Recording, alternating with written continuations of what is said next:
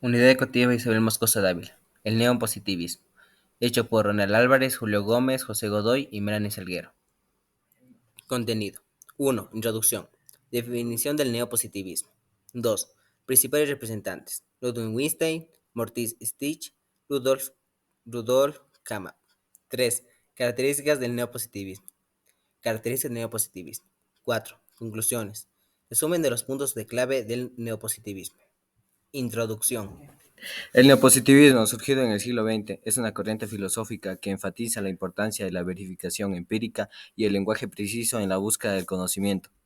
Busca eliminar los aspectos metafísicos y subjetivos de la filosofía, centrándose en la observación y la lógica como base del saber. Su objetivo es establecer una ciencia rigurosa y objetiva. Principales representantes. Los principales representantes del neopositivismo, también conocidos como positivismo lógico, fueron Ludwig Wittgenstein, Moritz Schlick, Rudolf Carnap.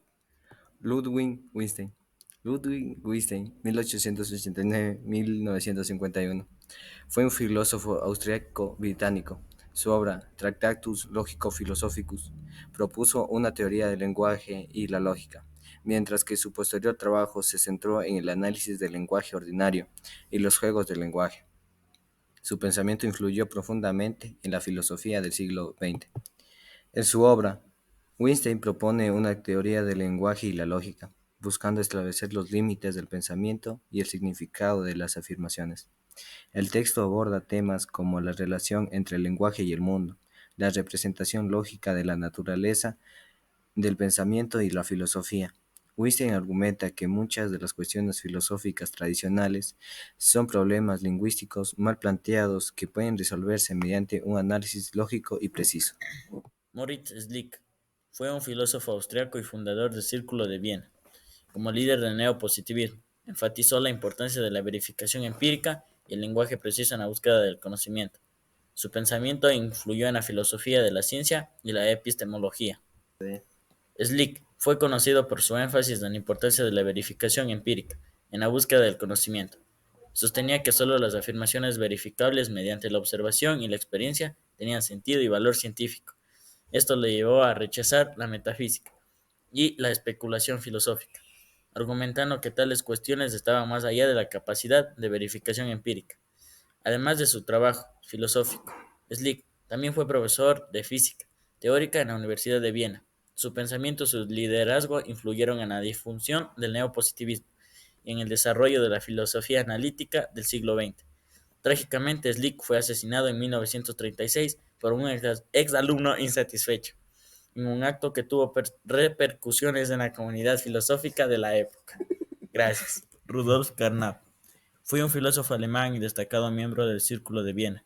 Defensor del neopositivismo, promovió el análisis lógico del lenguaje y la verificación empírica como fundamentos del conocimiento. Sus contribuciones en filosofía del lenguaje y epistemología tuvieron un gran impacto en la filosofía analítica del siglo XX.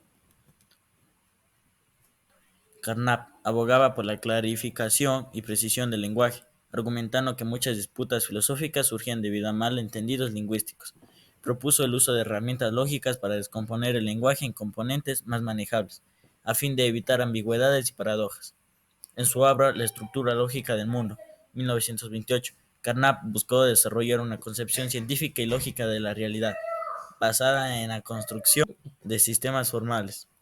Posteriormente, en su libro La sintaxis lógica del lenguaje, 1934, introdujo la noción de una sintaxis lógica para analizar y describir los lenguajes científicos. Durante su carrera, Carnap emigró a Estados Unidos debido al ascenso del nazismo en Alemania. Allí continuó su labor filosófica y se convirtió en la filosofía de la ciencia y la filosofía analítica. Sus ideas y enfoques metodológicos contribuyeron significativamente al desarrollo de la filosofía del siglo XX. Gracias. Características del neopositivismo. Sí, sí. El neopositivismo se caracteriza por las siguientes características. Primero, verificación empírica. Considera que el conocimiento científico debe basarse en la verificación empírica, es decir, en la observación y en la experiencia sensible. Segundo, lenguaje preciso.